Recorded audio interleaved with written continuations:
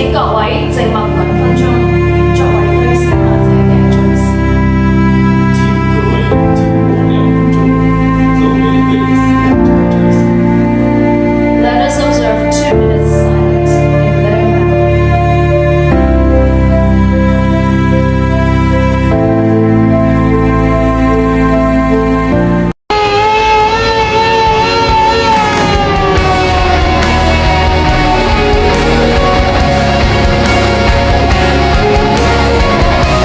Ừ, 大屠殺中國人嘅歷史嘅日子，12月13號，無國國恥，中國人、香港人，大家要唔好忘記歷史，知道歷史嘅痛苦嘅教訓。我哋係中國人。